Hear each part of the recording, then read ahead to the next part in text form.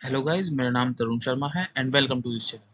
तो आज की इस वीडियो में मैं बताऊंगा कि जो लास्ट के 30 दिन बचे हैं उसमें आपको किस तरीके से प्रिपरेशन करनी चाहिए और मैंने जो मेरा स्कोर था 185 सीजीएल 2024 वो किस तरीके से आया और मॉक को किस तरीके से एनालाइज करना चाहिए और जो लास्ट के 30 मंथ है किस किस एरिया में ज़्यादा फोकस करना चाहिए। आप इस वीडियो को अगर ढंग से फॉलो कर लेंगे तो आपके जितने मार्क्स आ रहे हैं ना उससे 20 से 30 मार्क्स आपके बढ़ेंगे ही बढ़ेंगे। और ये वीडियो छोटी रहेगी तो कंसाइज रहेगी, आप सही से देखिए और अच्छे से फॉलो करें लास्ट के 30 दिन बढ़िया तरीके से। और मैंने इतना स्कोर किया है तो आप भी कर सकते हैं, बस ये ढंग से फॉलो करें। तो ये है बाकी मेरे, ये स्कोर था। ये जीके में मेरे 46 थे, ये रीजनिंग में 46 थे, जीके में थे 31, मैथ और इंग्लिश में पूरे पूरे थे 177 और मेरा नॉर्मलाइज हो गया था 185। बाकी कोशिश करो रीजनिंग में आपका स्कोर होना चाहिए 48 कम से कम। मेरे कम रहेगा क्योंकि मैं पढ़ नहीं पाया था, ऑफिस के साथ साथ जितना मेरे में हुआ मैंने उतना किया। बाकी आपकी कोशिश करना कि 48 है। मैथ में भी 48, अगर एक सिली हो गई तो हो गई। सेम इंग्लिश में अगर एक सिली हो गई तो हो गई, वरना नहीं। ये ज्यादा से ज्यादा 2 सिली मिस्टेक, बस उससे ज्यादा नहीं। बाकी जीके में कोशिश करो आपका जो स्कोर है 30 प्लस रहे। बाकी अब देखो जो आपको एनालाइज करना है वो किस तरीके से करना है।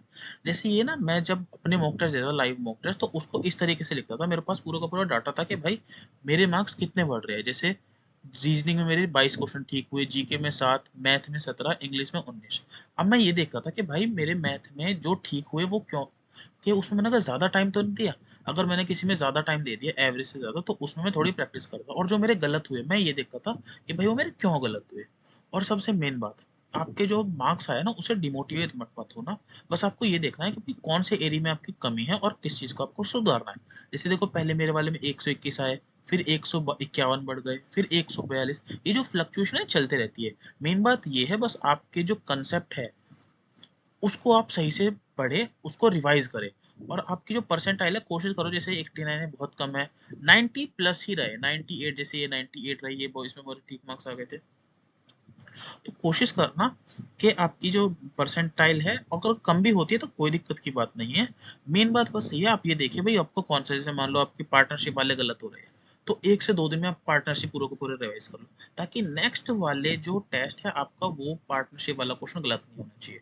जैसे मान लो टाइम एंड वर्क अगर सिली मिस्टेक हो गई तो कोई बात नहीं, लेकिन ये है कि कंसेप्ट थोड़ा वीक है, कोई भी दिक्कत हो रही है तो फिर उसको अच्छी तरीके से रिवाइज करो। मेन बात ये। और आप अभी जैसे ऑलमोस्ट 30 दिन बचे हैं तो कोशिश करना डेली एक मॉक टेस्ट जरूर दो, डेली के डेली। और जो भी वीक पोर्शन लग रहे हैं उसको सुधारो। अगर डेली नहीं दे सकते तो एटलीस्ट मैथ का सेक्शनल टेस्ट तो जरूर जरूर देना, जो 20 मिनट वाला, जो पीवाईक्यू वाला होता है, उससे आपको आपकी स्पीड बढ़ेगी। लेकिन अगर आपको डेफिनेटली सिलेक्शन लेना है तो डेली भाई एक मॉक टेस्ट दो और अपना स्कोर देखो कि हाँ भाई इंप्रूव हो रहा है नहीं हो रहा है। और एनालाइज अच्छे से करो कि पहली बात जो गलत जो ठीक हुए उसमें क्या और टाइम कम टाइम में ला सकते थे। जैसे नॉर्मल एक ये होता है, ये 2 सर्कल होता है और ये जो है टेंजेंट होती है। इसके अंदर जब हमें टेंजेंट निकालनी होती है तो इसका डायरेक्ट फॉर्मूला होता है, जब ये आर के अंदर टू, ये जो टेंजेंट का फॉर्मूला 2r1r2, ये डायरेक्ट फॉर्मूला, ये आपको याद है नहीं है। अगर आपको डायरेक्ट फॉर्मूला याद है तो आपको 5 सेकंड में आंसर आ जाएगा। तो ये चीज छोटे छोटे जो बेसिक बेसिक चीज है, अगर उस छोटे तरीके से हो सकते हो तो उसे करो और जो गलत हुआ उसको सुधारो। अब सबसे मेन बात, आपको क्या करना है जब आप मॉक टेस्ट देते हैं पेपर में देंगे, सबसे पहले रीड क्वेश्चन केयरफुली। भाई क्वेश्चन को एक बार थोड़ा तसल्ली से पढ़ लो, जल्दबाजी में मत पढ़ो। 2 बार पढ़ना पड़े आपका टाइम वेस्ट होगा, तो एक बार तसल्ली से क्वेश्चन पढ़ो शांत मन से, और फिर उसके बाद उसका आंसर करने लगो। दूसरी चीज जो सबसे ज्यादा गलती होती है वो होती है रेडियस और डायमीटर में। भाई उन्होंने पूछा डायमीटर है और हमारा आंसर आ गया रेडियस की वैल्यू 2, तो हम 2 लगा के आ जाते, जबकि उन्होंने हमसे पूछा होता है डायमीटर, आंसर आएगा 4। तो ये चीज बड़े ध्यान से देख लो कि भाई रेडियस पूछी है या डायमीटर। दूसरी चीज जो रेशियो वाले होते हैं ना, जैसे जो मिक्सड एलिगेशन में होते हैं, जो मिल्क और वाटर का रेशियो दे रखा होता है, तो हमने निकाल लिया मिल्क और वाटर का रेशियो 2:3, और जबकि क्वेश्चन के जो ऑप्शन है उसमें दे रखा है वाटर और मिल्क का रेशियो पूछ रखा है, तो 3:2 होगा। और ये चीज हम आंसर आते हुए भी गलत कर देंगे। तो सबसे जो मेन चीज है वो सिली मिस्टेक्स अवॉइड करो, क्योंकि मैं भाई जो तुम्हें आता है आप उसमें भी पीछे हो जाओगे अगर आप सिली मिस्टेक कर दोगे तो। सबसे मेन बात, जब भी आपका आंसर आ जाए एक बार ऑप्शन टिक करने से पहले क्वेश्चन बस पूछ दो, जो क्वेश्चन वाली लाइन होती है ये पूछा है, तो उसको ध्यान से पढ़ लो और तब क्वेश्चन को ऑप्शन को ढंग से लगाओ, मतलब गलत नहीं होनी चाहिए। सिली मिस्टेक अगर आपकी हो गई तो बेकार है, आपका टाइम भी गया और नेगेटिव मार्किंग भी हो जाएगी। इसलिए थोड़ा सा बस ध्यान से करो जब आप ऑप्शन लगाओगे। दूसरी चीज स्किप क्वेश्चन, भाई 25 क्वेश्चन होते हैं। अब आपको ये पता चल जाना चाहिए कि आपकी कौन सी गलती होती है। ये जैसे नाम ही पता पड़े, जब क्वेश्चन दिख जाए ना आपको 4 से 5 लाइन का, तो आपको सीधे छोड़ना है, उसको आपको टाइम वेस्ट करना ही नहीं है। ये अगर आपने एक बार कर दिया और नहीं आया तो छोड़ दो, उसमें टाइम वेस्ट मत करो, उसे बाद में आके करना। स्किप करना सीखो। बहुत बार होता है मैं सिर्फ और सिर्फ एक बार में, अगर टफ होता है तो 15 कर पाता हूँ, 10 होते ही नहीं है मेरे पे। तो इसका ये मतलब नहीं है कि भाई सिर्फ 15 हुए, बाकी जो 10 है वो मैं कर लूंगा लेकिन बाद में आके करूंगा। अभी एटलीस्ट भाई मैंने 15 तो कर ही दिए। तो ये ध्यान रखना, स्किप करो जितने हो सकते हैं। जैसे रीजनिंग वाले में मेरे को पता है भाई, मेरे जो ब्लड रिलेशन वाले हैं वो, और जो सिटिंग अरेंजमेंट वाले हैं वो, और मैथमेटिकल ऑपरेशन वाले हैं, ये मेरे एक बार में गलत हो सकते हैं, इसलिए मैं इन्हें पहली बार में अटेम्प्ट करता ही नहीं हूँ। तो लगभग मैं पहले अटेम्प्ट में 20 क्वेश्चन कर देता हूँ। अब जब बचते हैं 5 क्वेश्चन, उन्हें मैं तसल्ली से करता हूँ। तो भाई कोशिश करो एक बार में सारे नहीं करने हैं, और क्वेश्चन स्किप करो, करना सीखो, एक बार में सारे अटेम्प्ट मत करो। और दूसरी बात, आपके मॉक में जो भी स्कोर आए उससे डिमोटिवेट मत होना, या अगर बढ़िया है तो ज्यादा हवा में मत उड़ जाना। आपको क्या करना है, अगर मान लो आपके 160 नंबर भी आएगा तो ये देखो भाई 40 नंबर कहाँ कट रहे हैं, वो आपको कंसेप्ट आता है या नहीं आता है। तो जो कंसेप्ट नहीं आता उसे सीखो। और मेन बात, जो हो गए हैं मैथ के क्वेश्चन तो उसमें देखो भाई और कम टाइम में किस तरीके से हो जाएगा, ये चीज है। ठीक है। अब सबसे मेन बात, अभी 30 दिन है तो अभी आपको जो है, जो भाई सबसे मेन चीज, रिवाइज नोट, जो आपके पास नोट्स है आपके जीके के है चाहे वो मैथ के है, उसको रिवाइज करो। मतलब 2 4 से 5, मतलब 3 घंटे तो आपके रिवीजन के चाहिए ही चाहिए डेली के, हर बढ़िया तरीके से। ठीक है। दूसरी चीज, जब भी रिवीजन हो जाए तो जो मेन मेन टॉपिक है ना आप वो कवर करो। मेन मेन टॉपिक जैसे रीजनिंग, जी ये जीके और मैथ। जीके में क्या इंपॉर्टेंट टॉपिक है वो मैं आपको बता दूंगा। बाकी मैथ में सेक्शनल टेस्ट जितने दे सकते हैं उतने दो, दो तो कम से कम दो दिन के अंदर, मैं तो ये माना दो या फिर एक। और जो लेटेस्ट क्वेश्चन आ रहे हैं ना पेपर के अंदर, जैसे आवाज सैनी सर ने अभी एक पीवाईक्यू वाली सीरीज चलाई थी, उसमें अच्छे अच्छे क्वेश्चन कराए थे उन्होंने, सीपीओ, सीजीएल, सीएचएस के, वो जरूर देखो, उसकी प्लेलिस्ट में प्रोवाइड कर दूंगा। और अब इन्होंने कंसेप्ट वाली वीडियो चला रखी है तो उसको देखो, तो इससे आपको कंसेप्ट स्ट्रांग होंगे। या आरबी रिवॉल्यूशन वाले अगर कोई अच्छी वीडियो बनाता है लेटेस्ट क्वेश्चन की तो उसे भी देखो। और इंपॉर्टेंट फॉर्मूले, जो भी इंपॉर्टेंट फॉर्मूले है वो आपकी टिप्स पर होने चाहिए। जैसे A Q Q plus B Q Q minus 3 ABC के 4 5 फॉर्मूले हैं, वो आपको चार सारे याद होने चाहिए। तो जितने भी इंपॉर्टेंट फॉर्मूले हैं आपकी एक अलग से कॉपी होनी चाहिए, और उसको डेली कम से कम 20 मिनट तो रिवाइज करो। या 20 मिनट तो कम से कम 10 मिनट आपके रिवीजन होने चाहिए। जैसे एक ये होता है, ये 90 डिग्री के अंदर 90 डिग्री, तो इसके जितने भी सारे के सारे फॉर्मूले हैं, ये स्क्वायर आप 1 अपॉन इसका स्क्वायर, 1 अपॉन बेस का स्क्वायर बराबर 1 अपॉन इसका स्क्वायर, तो ये जितने भी सारे फॉर्मूले आपको सारे याद होने चाहिए। और कैलकुलेशन, कैलकुलेशन कोशिश करो आपके 15 से 20 मिनट डेली के कैलकुलेशन में जाने चाहिए। उसके अंदर आप एडिशन कर सकते हैं, मल्टीप्लीकेशन कर सकते हैं, कुछ भी, लेकिन 15 से 20 मिनट दो। या फिर सबसे बढ़िया तरीका, जब आप टेस्ट दोगे ना उसमें कुछ क्वेश्चन कैलकुलेटिव होते हैं, या बहुत जो डाटा वाला होता है उसके अंदर कैल ऐड करो, एवरेज करो, तो कोशिश करो उन क्वेश्चन को ना अलग से कर लो या फोटो खींच लो, और उन तो कैलकुलेशन टाइम पे आप इन्हें ही घटा जोड़ कर लो, तो आपकी कैलकुलेशन की भी प्रैक्टिस हो जाएगी।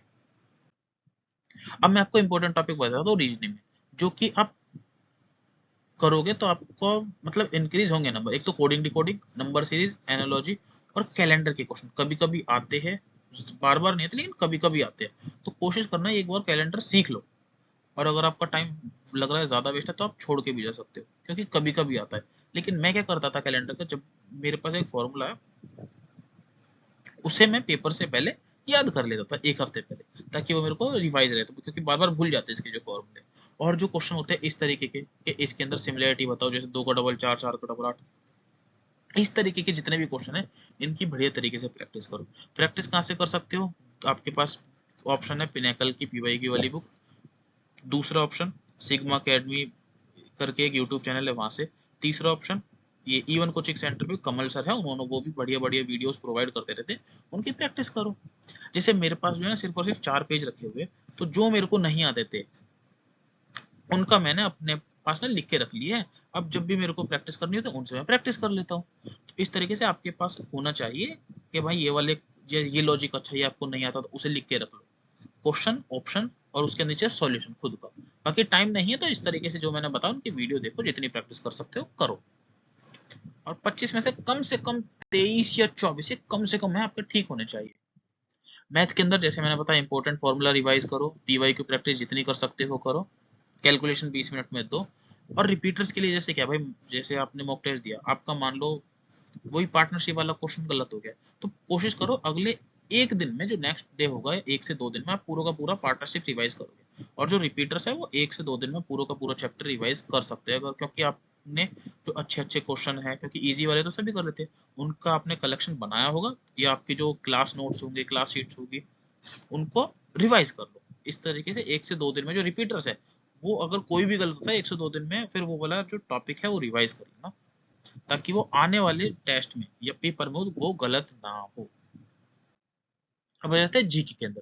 देखो, जो आप पहले, सबसे मेन बात, जो आप कर रहे हो उसे करते रहो, लेकिन जो मैंने बता दिया उसको कोशिश करना है कंप्लीट हो जाए। और बाकी जो बढ़िया तरीके से जो पढ़ाई कर रहे होंगे, उन्हें ये वो सारे टॉपिक उन्हें पता ही है ऑलरेडी, वो कर चुके होंगे, तब रिवीजन हो जाएगा। जैसे सेंसस का टॉपिक, ये आपको अच्छी तरीके से याद होना चाहिए, क्योंकि लेटेस्ट ट्रेंडिंग टॉपिक है एसएससी के। 5 ईयर प्लान, डांस, फेस्टिवल, और इनकी जो पीडीएफ है ना, फेस्टिवल, डांस, ये मैंने टेलीग्राम चैनल पे प्रोवाइड करा रखी है, आप देख सकते हैं। और जैसे एनिमल किंगडम, प्लांट किंगडम में जैसे मोनेरा, सॉरी, ये ब्रायोफाइटा, टाइडोफाइटा, जिम्नोस्पर्म, एंजियोस्पर्म, ये क्या क्या है, इनके एग्जांपल क्या है, टाइड फर्न किसका एग्जांपल है, आपको ये बताना है। और एनिमल किंगडम में पोरीफेरा, सिलेंट्रेटा, ये सारे के सारे इसके एग्जांपल, ये पेपर में थोड़ा पूछने लगे हैं, ये लेटेस्ट वाले टॉपिक है, इसलिए मैंने बता दिया, पढ़ लेना। दिल्ली सल्तनत 1206 से 1290, ये सारे चीज आपको टाइम पीरियड याद होनी चाहिए। इसमें क्या हुआ, इल्तुतमिश ने कौन से कॉइन चलाए, बलबन ने क्या किया, सिजदा प्याजू को स्टार्ट किया, तो ये सारे के सारे, अलाउद्दीन खिलजी ने मार्केट रेगुलेशन किया था, तो ये सब के सब आपको याद होने चाहिए टिप्स में। और इंडिपेंडेंस वाला जो टाइम है 1857 से लेके 1947 तक, ये आपको याद होने चाहिए बढ़िया तरीके से। ये नॉन कोऑपरेशन मूवमेंट कब आया, जितनी भी सारी चीज है, डांडी मार्च, ये सब 1857 के टाइम पे कौन जो है वॉइस रॉय था, ये सारे के सारे। और इंपॉर्टेंट कांग्रेस सेशन भी याद कर लेना। दूसरा, रिलीजियस मूवमेंट, ये आर्य समाज कब बना, तटवर्ती समाज, सब ये सभा कब बनी, ये सारे के सारे जितने भी है, आपको ये रिलीजियस मूवमेंट याद होने चाहिए बढ़िया तरीके से। और जो एक होते हैं ना, जैसे ईस्ट इंडिया एसोसिएशन, ये किसने बनाई, 1866, दादा भाई नौरोजी, ये सारे के सारे जितने भी है, इसकी जो एक फोटो मैंने टेलीग्राम चैनल पे अपने डाल दी है, वो याद कर लेना, बार बार रिपीटेड ही पूछते हैं ये। तो दो चीज मैंने आपको बताया, एक तो रिलीज मूवमेंट और ये इंस्टीट्यूशन, ये कौन सा कब बना। जैसे अभिनव भारत, ये कब बना, आप बताओ। आर्टिकल, इंपॉर्टेंट आर्टिकल आपको याद होना चाहिए। और इंपॉर्टेंट एक्ट, एक तो ये वाले एक्ट हो गए, 1833 वाला चार्टर एक्ट, 1861, 1909 पार्लियामेंट्री रिफॉर्म, 1919 वाले। और एक जैसे Minerva mill case, Kesavananda Bharati case, Golaknath case, तो ये 3-4 केस है, ये आपको याद होने चाहिए। पिनाकल अगर आपके पास किताब होगी तो उसके अंदर एक है एक्ट्स करके टॉपिक है, तो उसके पीवाई के जितने भी क्वेश्चन है वो सारे के सारे आप याद कर लो। अमेंडमेंट, ये जितने भी इंपॉर्टेंट याद होने चाहिए। और रेलवे के हेडक्वार्टर, ये 16-17 है, ये सारे के सारे याद कर लो। अभी सीजीएल मेन से भी पूछा गया था, साउथ सेंट्रल रेलवे का हेडक्वार्टर, तो आपको बताना है कहाँ पर है। अगर प्रीवियस ईयर आपको पढ़ रखा है तो आपको पता होगा, वरना नहीं पता होगा। तो अभी मैंने इंपॉर्टेंट आपको बता दिए, पढ़ लेना। और भी जो इंपॉर्टेंट हो गए वो मैं टेलीग्राम चैनल पे बता देगा। बाकी मेन बात है ये, बढ़िया तरीके से आप अपना रिवीजन करो, खुद को एनालाइज करो, कंसेप्ट को सीखो। रिवीजन इस टाइम ज्यादा जरूरी है। तो ऑल द बेस्ट, आप अच्छे से पढ़ते रहे। कोई भी डाउट हो टेलीग्राम चैनल ज्वाइन कर लो। रीड, रिवाइज एंड क्रैक, पढ़ो, रिवाइज करो और एग्जाम को क्रैक करो।